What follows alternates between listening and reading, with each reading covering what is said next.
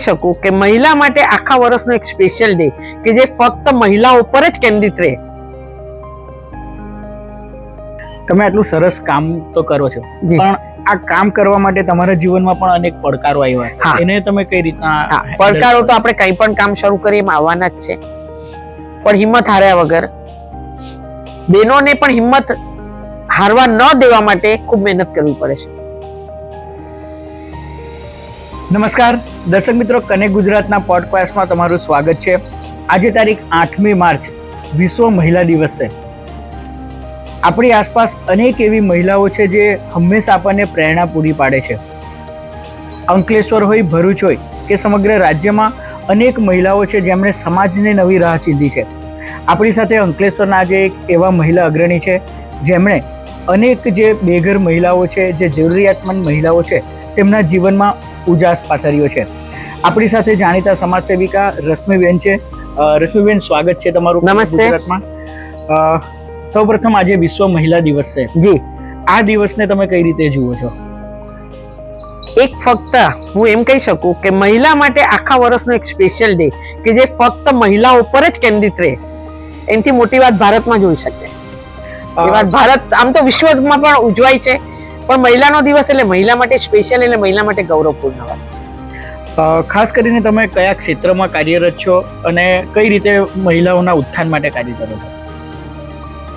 એક તો મહિલાઓનો રોજગાર. સૌથી પહેલા મારા મગજમાં જ્યારે આવ્યું હતું કે કંઈક સેવા કરવી છે, તો સેવા કયા પ્રકારની કરીએ, તો મને એવું લાગ્યું કે મહિલાના રોજગાર પ્રત્યે અથવા મહિલા સશક્તિકરણ પર જો આપણે કેન્દ્રિત રહીએ તો એક મહિલા છે ને એ આખા કુટુંબનો ઉદ્ધાર કરી શકે છે. મહિલા એટલી સશક્ત હોય છે કે ઘર ચલાવી શકે છે, બાળકોને ચલાવી શકે છે, નોકરી કરી શકે છે. કદાચ એ પોતે વિધવા હોય અથવા તો એમના ઘરમાં ઇન્કમનો સોર્સ ઓછો હોય તો તેને મદદરૂપ પણ થઈ શકે છે. એટલે મહિલા સશક્તિકરણ પર મેં ફોકસ કર્યું છે. તમને આ રીતના જે સમાજ સેવા જે કરવાનો આ જે વિચાર ક્યારથી આવ્યો અને આ વિચાર આવવા પાછળનું કારણ? આમ તો હું 1983માં આવી અંકલેશ્વર પરણીને. સુખી સંપન્ન બંને, મારા પિયર બી અને મારું સાસરું પક્ષ બી સુખી સંપન્ન હતું.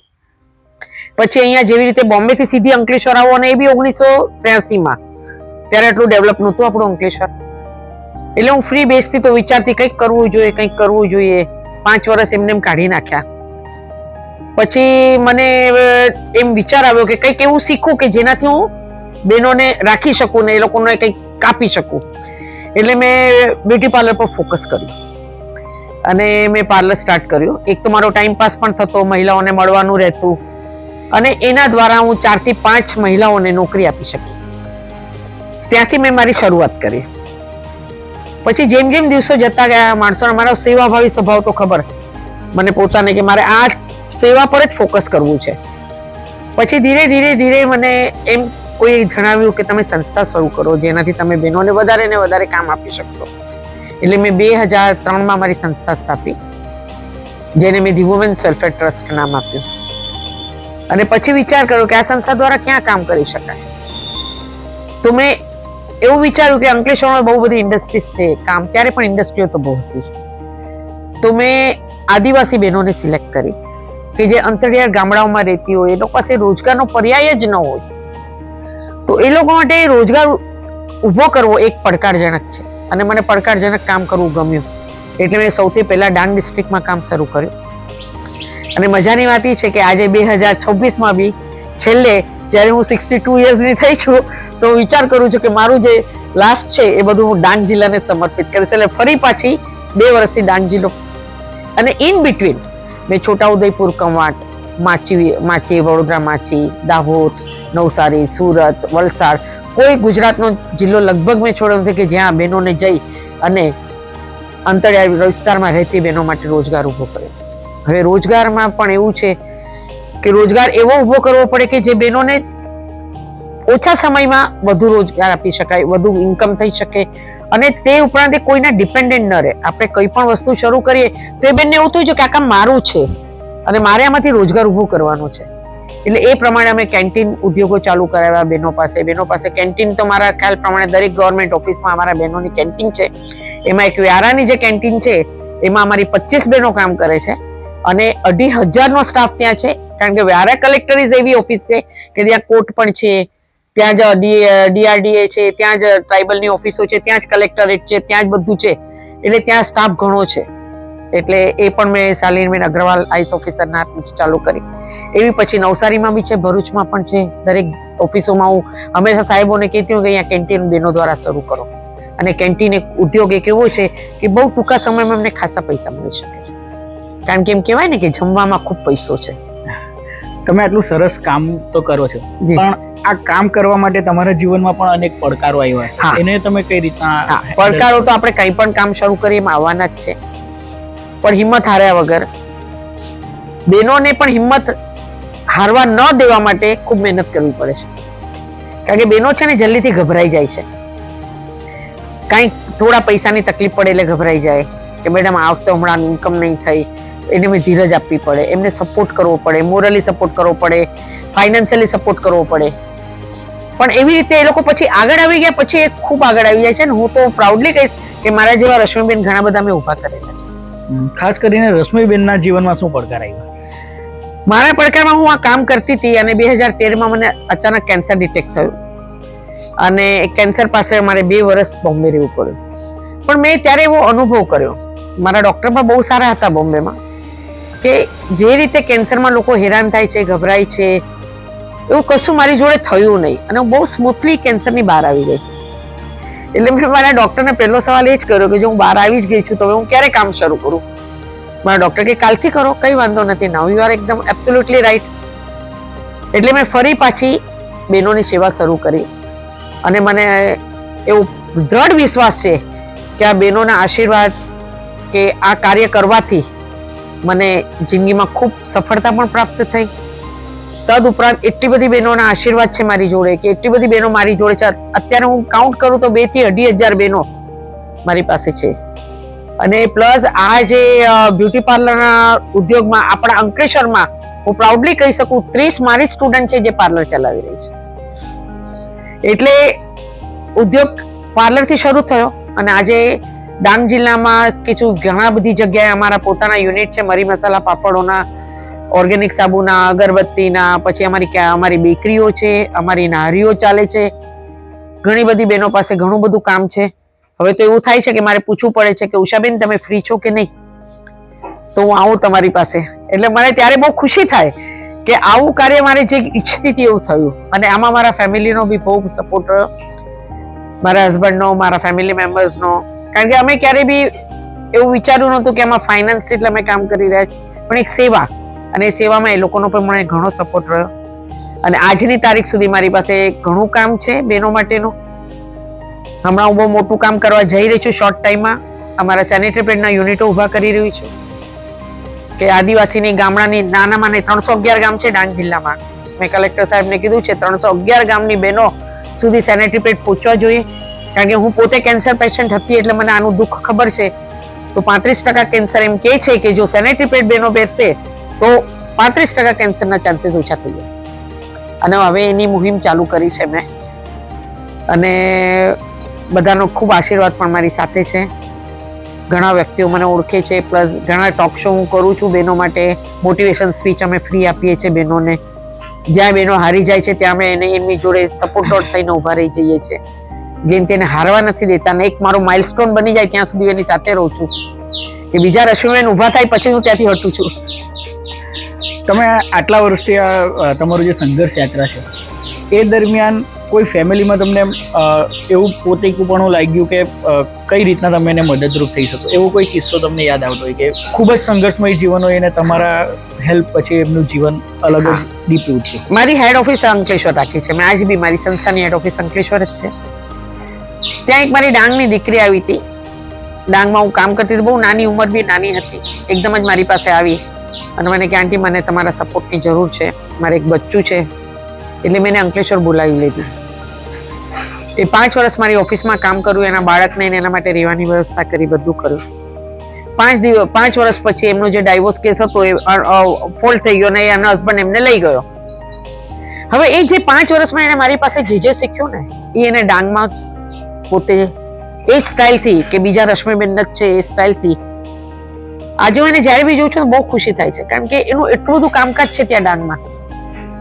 અને આખા ડાંગને એવું કે રશ્મિ આંટી મારા મમ્મી છે. એટલે હું જ્યારે બી જાઉં ને તો મારી એવી 2 છોકરીઓ છે, ભારતી કરીને, એક વઘઈમાં છે અને આવામાં ઉષા છે. એ બંને છોકરીઓને જોઉં ત્યારે મને ખૂબ આનંદ થાય કે આજે આપણા થકી એ ઘણા થઈ ગયા. અને બીજી વસ્તુ કે કેન્સરમાં પણ ઘણા પેશન્ટ મારી પાસે એવા આવે, ગરીબ હોય જે નથી ના, એને બી અમે સપોર્ટ કરીએ છીએ, કારણ કે મેં એ પેઇન જોયેલું છે. એટલે મને આજે બી કેન્સર રિલેટેડ જ આ કામ છે, એટલે મેં કહું હવે આવા મેડિકલ કામ કરીએ એટલે બહેનોને થોડો સપોર્ટ રહે. બીજા ઘણા કિસ્સા છે, કઈશ તો સાંજ પડશે, પણ એવા ઘણા મારા માઇલસ્ટોન છે. રેણુબેન કરીને બી છે, હમણાં જે મિલેટ્સ બેકરી ચલાવી રહ્યા છે, અને અમે ફોલો પણ કરીએ છીએ કે ગવર્મેન્ટ બી કયા પ્રોજેક્ટ પર ધ્યાન આપી રહ્યા છે. હમણાં સુપ્રીમ કોર્ટમાં ઓર્ડર આપેલો જ છે સાહેબોને કે દરેક બેન સુધી સેનેટરી પેડ પહોંચાડો તો કેન્સરના, આપણે સર્વાઇકલ કેન્સરના કેસીસ બહુ ઓછા થશે. તો હવે એને રિલેટેડ બી અમે કામ કરીએ છીએ. જ્યારે મિલેટ્સનું સાહેબે કહ્યું હતું ત્યારે અમે આખી એક મિલેટ્સ બેકરી જ ઊભી કરી દીધી ડાંગમાં. એનું બી બહુ એપ્રિસિએશન મળ્યું અમને.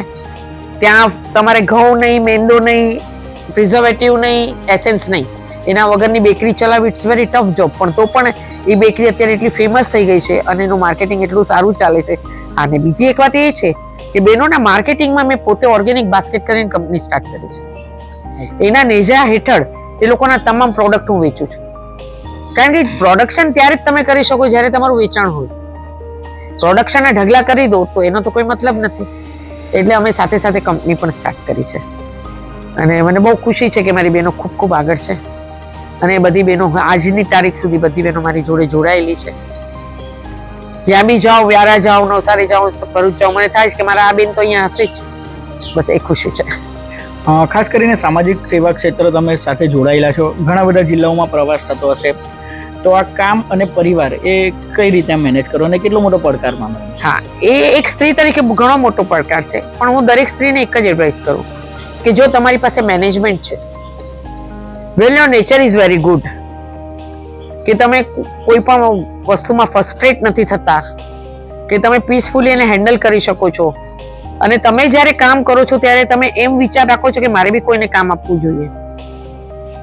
જો એ વિચાર રાખો ને, જેવી રીતે એક સ્ત્રી વિચારે છે ચલો ભાઈ હું અહીંયા જાઉં, હું ત્યાં જાઉં, હું કામ કરું, તો કેવી રીતે ઘરનું મેનેજ કરીશ, તો એમને એક સારું સર્વન્ટ રાખવું જોઈએ, એક સારું કુક જેને જરૂરિયાત હોય એને કુકમાં રાખવા જોઈએ, પોતાનું બાળક છે તો એની કેર કરી શકે, એવું મેં જોડે જોડે ચાલુ રાખ્યું હતું. મારી દીકરી બી બહુ એવું, મને જરા બી એને બી મેં મિસ નથી થવા દીધું. મારી દીકરીનો બી હું તમને પરિચય આપું, એ પણ 7મા ધોરણે આરંગેત્રમ કર્યું છે એને, અને she is also very good teacher also. એને વિશારદ કર્યું છે ભરતનાટ્યમમાં, એને કથકમાં વિશારદ કર્યું છે, અને અત્યારે પોતાનો ડાન્સ સ્ટુડિયો મુંબઈમાં ચલાવે છે, પ્લસ ગોયંકા જેવી ઇન્ટરનેશનલ સ્કૂલમાં ટીચર પણ છે. એટલે મેં એને પણ એવોઇડ નથી કરી, એનું એજ્યુકેશન પર એના પર બી ધ્યાન આપ્યું છે. હસબન્ડને પણ હંમેશા કેર, કારણ કે લેડીઝનું નેચર તો એવો હોવો જ જોઈએ, કારણ કે સ્ત્રી જ્યારે કામ કરવા બહાર નીકળે ને ત્યારે એને 50 જવાબદારી લઈને નીકળવાનું છે. પુરુષ જ્યારે કામ કરે છે ને ત્યારે એને ઘરની ચિંતા નથી હોતી, ત્યારે સ્ત્રીએ ચિંતા બી કરવી જોઈએ, પણ એમાં પેશન્સ સ્ત્રીઓએ રાખવું પડે છે ઘણું ખરું. પડકાર તો ખરો, પડકાર મોટો પડકાર. પડકાર તો ખરો. આટલા વર્ષના જે તમારું સમાજ જીવન છે તેમાં તમને ઘણા બધા એવોર્ડ પણ મળ્યા છે, તો એ અંગે થોડી માહિતી આપો કે કોના કોના હસ્તે એવોર્ડ અને કયા કયા એવોર્ડ પ્રાપ્ત થયા? મને એવોર્ડ તો ઘણા બધા મળ્યા, પણ મને 2008 જ્યારે નરેન્દ્ર મોદી સાહેબ આપણે ત્યાં સીએમ હતા, એમનો મને એપ્રિશિએટ લેટર મળ્યો ને, એ લેટરે મને ઓર કામ કરવાનો જુસ્સો વધારી દીધો. એનો એક કિસ્સો નાનકડો છે, હું તમને કહું. કાલીબેલ કરીને એક ગામ છે, ત્યાં અમે રાખડીને બનાવવાનું શીખડાવતા હતા બહેનોને. હવે એમાં એવું થયું કે ત્યાંની સુધા કરીને એક દીકરી છે, એ રાખડી બનાવીને એની ડિઝાઇનથી બનાવીને વાંસમાંથી બનાવીને મારી પાસે લાવી. મને કે મેડમ જુઓ મેં રાખડી બનાવી, લીલા, ત્યારે ચોમાસું હતું એટલે લીલા વાંસ મળતા હતા. અરે મેં કહું બેટા આટલી બ્યુટીફુલ રાખડી, અને આદિવાસીમાં એક ક્વોલિટી છે આદિવાસી બહેનોમાં કે એનું માઇન્ડ બહુ સુપર હોય છે, કારણ કે એ લોકો ઓક્સિજનોમાં રહેતા હોય છે, એટલે આપણે જેમ ઘસાયેલું નથી હોતું. અને એ જ દિવસે આગલે દિવસે મેં ન્યૂઝમાં વાંચ્યું હતું કે સીએમ સાહેબ આપણા રાખડી બંધાવે છે બધી બહેનો પાસે. એટલે મેં મારા ત્યાં પ્રેઝન્ટેશન આપ્યું, પ્રફુલ્લાબેન જાડેજા કરીને ડીઆરડીએના નિયામક હતા. હું મેડમ આપણે આ લોકોને મોકલીએ રાખડી બાંધવા. ત્યારે નવા નવા મોબાઈલ્સ નીકળતા, મારી પાસે હતો પણ, કારણ કે હું ફરતી હતી બહુ, એટલે મને કે ના રશ્મિન ક્યાં, હું બધું જ કરીશ, ખાલી તમે મને એક લેટર આપો. ગવર્મેન્ટ લેટર વગર અમારથી જવાય નહીં. એમણે બહુ વિચારીને મને એક કાગળ આપ્યો. મેં 4 દીકરીઓને ત્યાં મોકલી આદિવાસી. 4 દીકરીઓને કીધું આદિવાસી રૂપમાં જ રહેજો, અને ત્યાં જાઓ ને કંઈ નળો લેટર બાચીને કોઈ રોકે તો મને ફોન કરજો. એ લોકોએ ત્યાંથી મને ફોન કર્યો કે મેડમ આ સિક્યુરિટી વાળા જવા નથી દેતા. સિક્યુરિટી વાળાને આવા ડાંગ શું નહીં જ નહોતું ખબર. આપણા ગુજરાત જિલ્લામાં આવા ડાંગ કરીને એક જિલ્લો છે, એ એને નહોતી ખબર. એટલે કે એ કહાં સે આવ્યો, અમને નથી ખબર. એટલે મેં ફોન લઈને કીધું તમે ખાલી અંદર સાહેબને એવું કહી દો, અત્યારે મારા બૂમ્સ ઉભા થાય છે, એટલું કહી દો ખાલી કે આવા ડાંગથી બેનો રાખડી બાંધવા આવી છે. નરેન્દ્ર મોદી સાહેબ પોતે એ લોકોને લેવા આવે ત્યાં ગાંધીનગર. ઓકે. એટલે બહેનોને લઈ ગયા, બહુ ખુશ થયા. આટલી દૂરથી મારી પહેલી વખત આ બહેનો આટલી દૂરથી રાખડી બાંધવા આવી હશે. અત્યારે સાહેબે નવું નવું જ ચાલુ કર્યું હતું. પછી એમનો એપ્રિશિએટ લેટર એમને મને લખીને મોકલ્યો કે હું દરેક સંસ્થા પાસે આ જ ઈચ્છું કે અંતરિયાળ ગામડાઓમાં જઈને કામ કરો અને ત્યાંની બહેનોને આગળ લાવો. બસ એ એપ્રિશિએટ લેટર મને એવું થયું કે આપણા કામની નોંધ થઈ ને, હંમેશા આપણા કામની નોંધ થાય ને, એનાથી તમને બેવડી શક્તિ મળે કામ કરવાની. એવા ઘણા બધા એવોર્ડ મને ઘણા બધી સંસ્થાઓએ આપ્યા છે. અને હમણાં લાસ્ટ 31 જાન્યુઆરીએ મને આપણા સાહેબે બી ભૂપેન્દ્રભાઈ સાહેબે બી એવોર્ડ આપ્યો છે.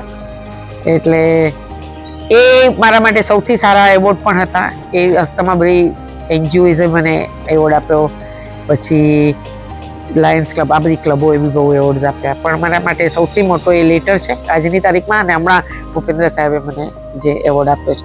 આપણી કામની નોંધ થાય ને એટલે આપણો જુસ્સો વધે. એવું દરેક સ્ત્રી માટે હોવું જોઈએ. હું એને એપ્રિશિએટ કરીશ તો એને થશે કે ના, કામ કરવું જોઈએ.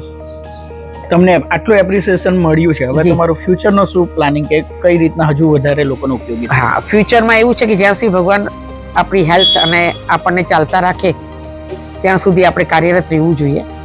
અને જો આપણામાં આટલી બધી શક્તિ હોય તો એ શક્તિનો ઉપયોગ સેવામાં કરવો જ જોઈએ. અને હું કરતી જ રહીશ એવું મેં ઈચ્છ્યું છે કે જ્યાં સુધી મારું થશે ત્યાં સુધી અમે સેવામાં કાર્યરત રહીશ. પોડકાસ્ટના અંત તરફ આપણે જઈ રહ્યા છે. આજે વિશ્વ મહિલા દિવસ છે.